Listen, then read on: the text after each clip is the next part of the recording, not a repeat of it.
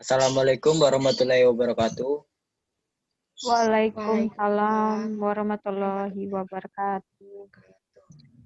Di sini saya akan memperkenalkan diri terlebih dahulu. Perkenalkan, nama saya Ariel Madani. Yang kedua ada Intan Julita. Yang ketiga ada Bobi Santoso. Yang keempat ada Adinda Lutfia. Yang kelima ada Prilly Maria. Di sini saya dan teman-teman akan menjelaskan mengenai laporan posisi keuangan dengan menggunakan metode tidak langsung. Baiklah, sebelum kita membahas soal, saya ingin memberitahukan pengertian dari laporan arus kas. Laporan arus kas adalah laporan keuangan yang menginformasikan arus kas masuk dan arus kas keluar yang berasal dari aktivitas operasi, investasi, dan pendanaan untuk satu periode tertentu. Pada laporan arus kas ini juga terbagi menjadi dua, yaitu metode tidak langsung dan metode langsung. Pada metode tidak langsung, ini disyaratkan oleh IFRS, sedangkan metode langsung ini disyaratkan oleh SAK besar, sehingga perusahaan yang listed di BEI menggunakan metode langsung. Nah, yang di sini saya akan membacakan soal pertama, laporan posisi keuangan pada tahun 2019 dan 2018 dari International Company. Baiklah, di sini bisa dilihat oleh teman-teman aset-asetnya, total liabilitas dan total liabilitas. Di sini saya akan membacakan tambahan informasi. Yang pertama, laba bersih tahun 2019 adalah $135.000. Yang kedua, dividen telah diumumkan dan dibayar cash. Yang ketiga, saham biasa telah diterbitkan secara tunai pada nilai nominalnya. Yang keempat, beban depresiasi sebesar $24.000. Yang kelima, penjualan untuk tahun 2019 sebesar $978.000.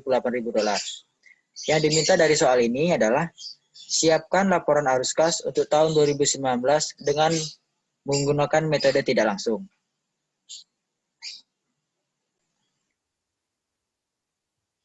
Baiklah, saya akan menjelaskan tentang perubahan saldo. Perubahan saldo adalah perhitungan selisih antara laporan keuangan komparatif pada tahun sebelumnya dengan tahun berjalan.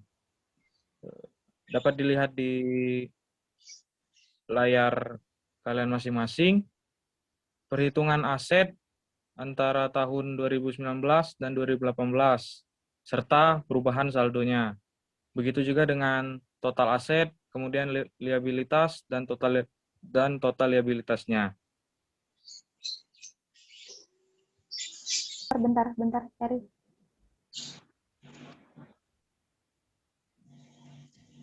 Nah, di sini ada saldo-saldo dari perusahaan tahun 2018 dan 2019. Jadi untuk mencari perubahannya itu yaitu saldo 2019 dikurang dengan saldo 2018. Misalnya di sini ada kas. Saldo 2019 kas ada 73.000 dan saldo kas 2018 ada 22.000. Jadi 73.000 dikurang dengan 22.000. Hasilnya itu 51.000. Jadi selama tahun 2019 kas mengalami peningkatan sebesar 51.000. Dan untuk mencari account receivable sampai return earnings sama aja dengan mengurangkan saldo 2019 dengan saldo 2018.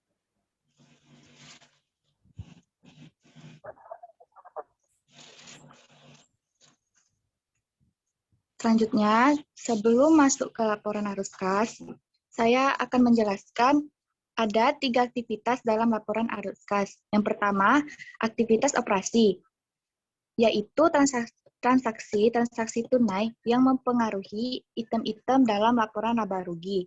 Yang kedua adalah aktivitas investasi, transaksi tunai yang mempengaruhi item-item pada kelompok aset tidak lancar. Yang ketiga yaitu aktivitas pendanaan, yaitu transaksi tunai yang mempengaruhi item-item pada kelompok liabilitas jangka panjang dan atau ekuitas. Dan jika menggunakan metode tidak langsung, maka arus kas Dari aktivitas operasi ditentukan dengan cara mengubah net income atau laba bersih berbasis akrual menjadi kas bersih atau net cash berbasis kas. Langsung saja ke perhitungannya, yaitu untuk mencari laba bersih sudah diketahui di soal 1, yaitu tambahan informasinya, yaitu laba bersih tahun 2019 adalah sebesar 135.000.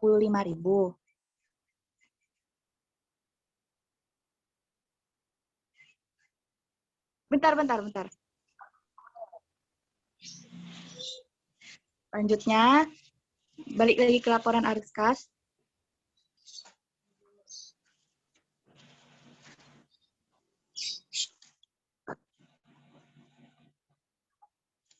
Kita akan melakukan penyesuaian untuk mengubah laba bersih menjadi yang pertama itu beban depresiasi. Beban depresiasi itu telah diketahui di soal nomor 1.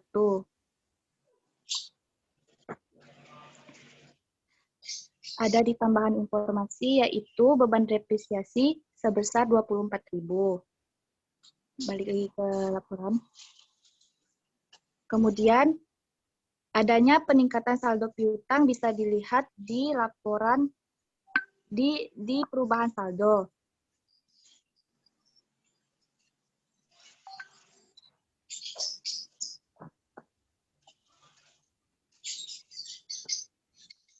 Adanya peningkatan sebesar 9.000.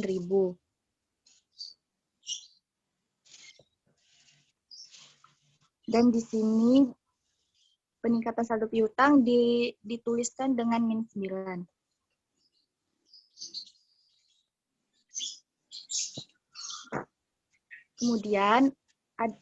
Kemudian adanya penurunan saldo persediaan yang bisa dilihat di perubahan saldo sebesar -9.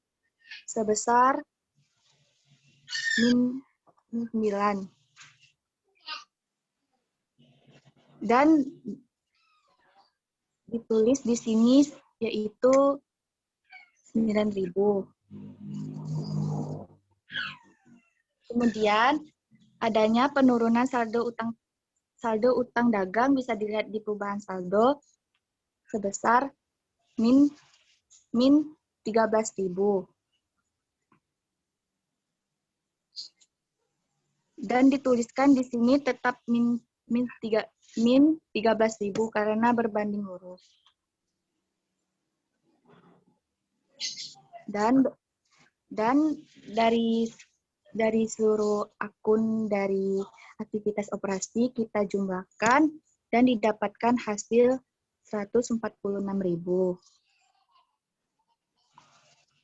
Yang kedua yaitu arus kas dari aktivitas investasi. Di sini bisa kita lihat adanya pembelian tanah sebesar 25.000, bisa dilihat di soal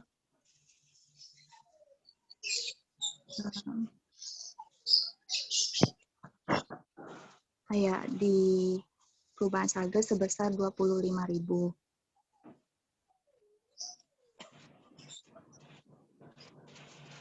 Yang kedua, adanya pembelian equipment sebesar min 50.000.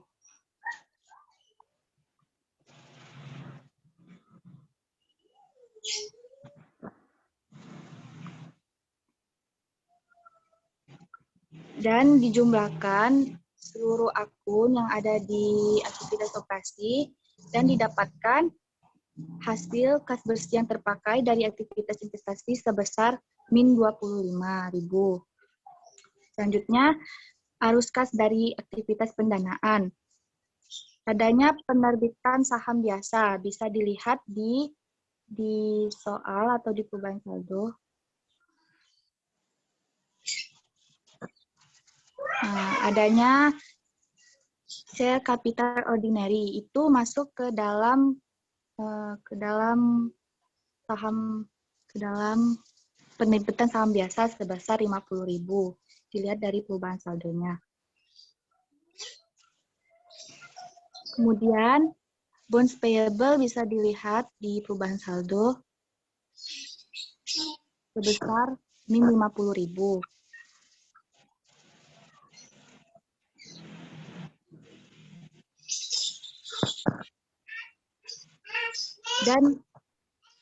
Dan untuk mencari pembayaran dividen, yaitu selanjutnya akan mencari pembayaran dividen yaitu dengan cara retainer earning retainer earning 2018 ditambah laba bersih tahun 2019 sebesar 135.000, kemudian dikurang dengan retainer earning 2019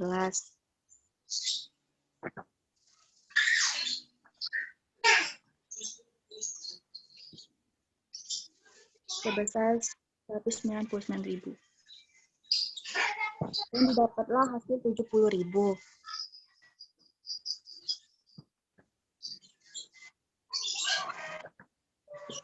Di sini kita letak min 70 karena kita membayar dividen. Dan dari arus kas aktivitas pendanaan itu kita jumlahkan semuanya dan didapatkan hasil sebesar min 70. Dan untuk mencari peningkatan kas bersih untuk tahun 2019, kita akan menjumlahkan dari semua kas bersih dari aktivitas operasi, aktivitas investasi, dan aktivitas pendanaan. Dan didapatkan hasilnya yaitu 51.000. Untuk syaratnya itu adalah peningkatan kas bersih untuk tahun 2019 itu hasilnya harus sama dengan perubahan saldo pada kas, yaitu sebesar 51.000.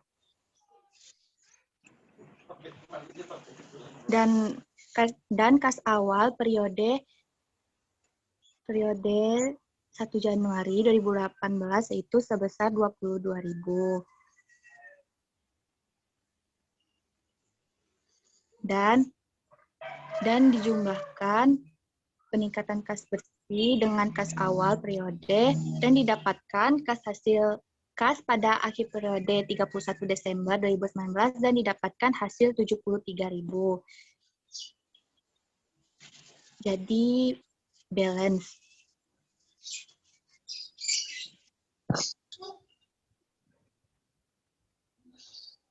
Baiklah, saya akan membacakan soal kedua.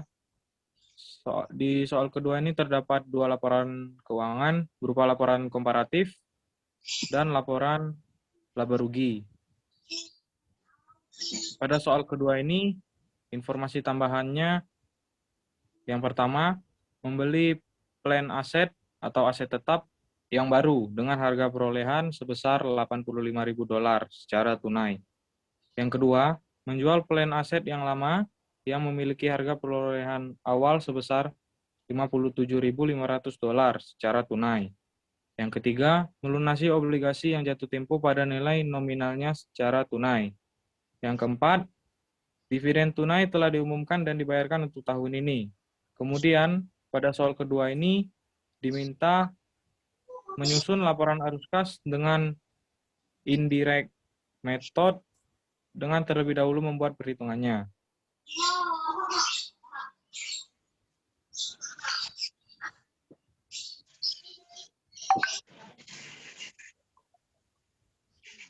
Baiklah, ini melanjutkan soal yang kedua. Saya akan membacakan perubahan saldo di soal kedua. Yang pertama, kita akan membacakan cash pada tahun 2012 dan 2011. Untuk merubah perubahan saldonya, kita harus mengurangi cash 2012 dikurangi dengan cash di tahun 2011. Didapatlah jumlah nilai 42.400 dolar. Begitu juga untuk akun-akun lainnya. Perhitungannya tetap sama. Hitung di tahun 2012 dan dikurangi di tahun 2011.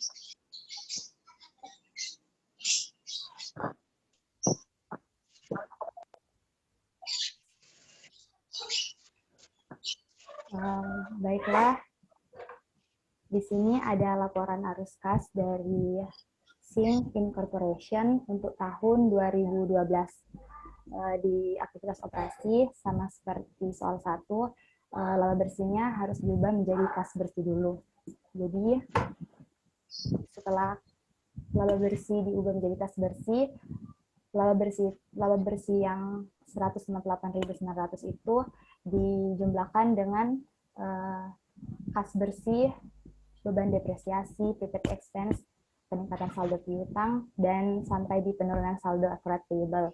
Jadi hasil kas bersih untuk aktivitas operasi adalah sebesar 185.250. Saldo-saldo untuk perubahan laba bersih ke kas bersih ini, teman-teman bisa lihat di perubahan saldo. Lanjut ke arus kas aktivitas investasi. Di sini ada 3, ada pembelian investasi, ada pembelian aset, dan penjualan aset. Untuk pembelian investasi sendiri, teman-teman bisa lihat di perubahan saldo. Dan untuk penghitungan pembelian aset ini, karena di soalnya di sini, di informasi tambahan ada membeli plan aset yang baru dengan harga 85.000 secara tunai. Dan untuk penjualan asetnya ini dihitung dengan cara beban depresiasi dikurang dengan akumulasi depresiasi. Beban depresiasi 46.500 ditambah dengan 2.000 akumulasi depresiasi.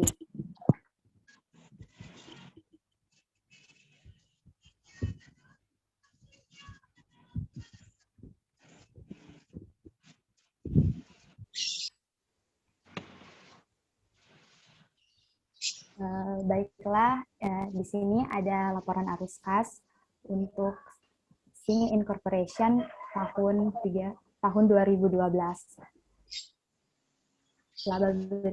Untuk aktivitas operasi, di sini ada laba bersih yang dapat dari soalnya. Bisa lihat di income statement, net income-nya itu 158.900. Dan selanjutnya, untuk menyesuaikan laba bersih menjadi kas bersih dari aktivitas operasi. Yang pertama di sini ada beban depresiasi. Beban depresiasi, teman-teman bisa lihat di soal, yaitu 46.500. Lanjut di prepaid expense, itu 2.400 dapat dari perubahan saldo prepaid expense-nya, yaitu 2.400. Dan kenapa di sini? Bentar. Salah deh. Lanjut. Ya, baiklah teman-teman, di sini ada laporan arus kas dari Sing Incorporation untuk tahun 2012. Untuk aktivitas operasi, di sini ada laba bersih yang diambil dari soalnya. Soal net income itu di income statement-nya, net income adalah 158.900. Lanjut, untuk penyesuaian untuk laba bersih menjadi kas bersih. Yang pertama ini ada beban depresiasi. Beban depresiasi ini dari soal juga. Teman-teman bisa lihat di income statement, beban depresiasinya itu 46.500. Lanjut dengan prepaid expense. Prepaid expense, lihat di perubahan saldo prepaid expense sebesar 2.400. Selanjutnya ada peningkatan saldo piutang. Peningkatan saldo piutang 59.800 ada peningkatan saldo persediaan 9.650. Nah, kenapa di sini semuanya peningkatan-peningkatan ini dikurangkan? Karena setiap peningkatan di laporan arus kas aktivitas operasi itu menjadi pengurang bagi kas bersih. Lanjut di peningkatan saldo utang dagang. Saldo utang dagang di perubahan saldo itu sebesar 44.700. Dan yang kerugian penjualan aset ini, teman-teman bisa lihat di soal 2, ada loss on sale of plan asset sebesar 7.500, dan yang terakhir ada penurunan saldo accrued payable sebesar 500, min 500. Nah, dari laba bersih sampai penurunan saldo accrued payable ini dijumlahkan, dan hasil kas bersih yang dihasilkan dari aktivitas operasi sebesar 185.250. Kita lanjut di arus kas dari aktivitas investasi. Ada 3 di sini, ada pembeli. Gimana? Izin nanya, misal dia mengalami penurunan saldo, otomatis di sini dia positif kan, Pak? Iya, kalau penurunan saldo. Yang untuk aset aja. Iya, iya. Lanjut, Mbak. Sudah? Oke, lanjut. Lanjut di arus kas dari aktivitas investasi. Di sini ada 3, ada pembelian investasi, ada pembelian aset, dan penjualan aset. Untuk mendapatkan saldo pembelian investasi, teman-teman bisa lihat di perubahan saldo yang investment. Perubahan saldonya itu 24.000. Jadi, karena perubahan saldonya ini peningkatan, dia meningkat dari 2011 ke 2012 sebesar 24.000. Jadi di kas bersih, di arus kas aktivitas investasi ini menjadi pengurang bagi kas bersih. Lanjut ke pembelian aset. Sama seperti dengan peningkatan, pembelian aset juga harus dikurangkan ketika di aktivitas investasi. Pembelian aset, teman-teman bisa lihat di informasi tambahan. Ada informasi tambahan yang pertama adalah membeli plan aset yang baru dengan harga 85.000 secara tunai. Dan yang terakhir adalah penjualan aset. Saldo penjualan aset didapat dari karena di sini kan menjual plan aset yang lama itu harga perolehannya 57.500. Tapi informasi dari income statement ternyata penjualan aset itu mengalami kerugian. Jadi untuk menghitung penjualan aset yang rugi ini, kita harus menghitung dengan menambahkan beban depresiasi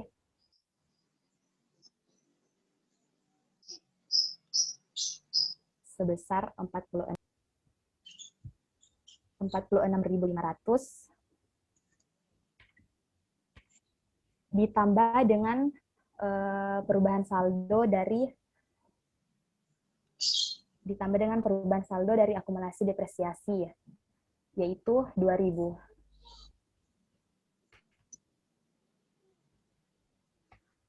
Hasilnya 48.500 ini masih berlanjut. Jadi 48.500 ini kita jumlahkan lagi dengan 57.500 penjualan plan aset. Jadi 57.500 ini dikurang dengan hasil beban depresiasi ditambah dengan akumulasi depresiasi 48.500. 57.500 dikurang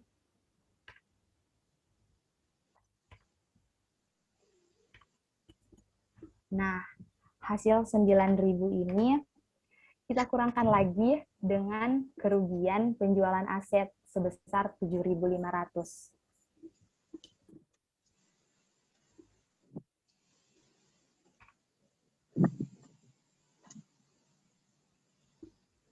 Dapatlah hasilnya 1.500.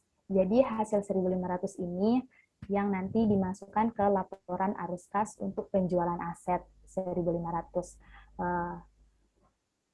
Jadi sesudah menjumlahkan semuanya, 24.000, 85.000 min ditambah dengan 1.500 penjualan aset, kas bersih yang terpakai dari aktivitas investasi adalah sebesar min 107.500.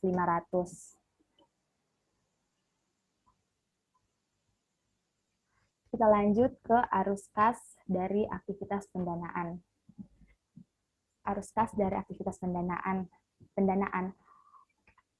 Di sini ada common stock, karena di soalnya ini terdapat common stock dengan saldo 45.000 sesuai dengan perubahan saldonya. Common stock itu 45.000. Lanjut di penurunan saldo bond payable. Penurunan saldo bond payable sebesar min 40.000, dan yang terakhir adalah pembayaran dividen. Untuk menghitung pembayaran dividen, kita harus menjumlahkan return earning tahun 2011 sebesar 105.450 dan dikurangkan dengan net income sebesar ditambahkan dengan net income sebesar 158.900.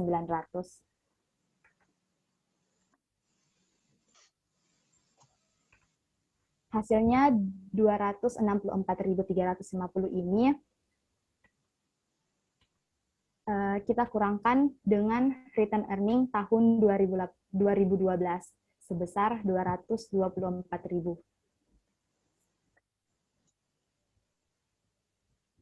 Nah, hasil 40.350 ini yang dipakai untuk laporan arus kas untuk dividen, pembayaran dividen. Dijumlahkan, seluruhnya dijumlahkan, jadi kas bersih yang terpakai dari aktivitas pendanaan adalah sebesar 35.350, itu min. Untuk menghitung peningkatan kas bersih untuk tahun 2012 ini, kita harus menjumlahkan kas bersih yang dihasilkan dari aktivitas operasi, ditambah dengan kas bersih yang terpakai dari aktivitas investasi, dan ditambah lagi dengan kas bersih yang terpakai dari aktivitas pendanaan. Hasilnya 42.400. Jadi hasil 42.400 ini harus sama dengan perubahan saldo dari kas, yaitu 42.400. Dan untuk saldo kas awal periode itu diambil dari soal bisa atau enggak di perubahan saldo. Di kas awal periode 48.400. Awal periodenya itu di tahun 2011, jadi 48.400. 42.400 peningkatan kas bersih ditambahkan dengan kas awal periode itu 48.400, jumlahnya itu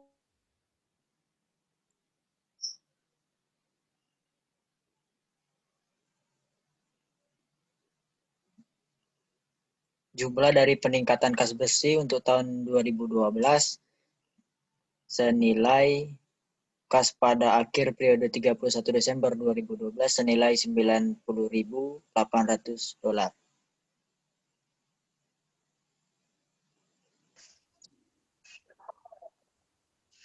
Baiklah, itulah hasil dari diskusi kelompok kami. Saya ucapkan mohon maaf apabila terjadi salah bicara, salah omongan, salah kalimat. Saya ucapkan mohon maaf. Saya ucapkan terima kasih. Assalamualaikum warahmatullahi wabarakatuh. Waalaikumsalam warahmatullahi wabarakatuh. Waalaikumsalam warahmatullahi wabarakatuh.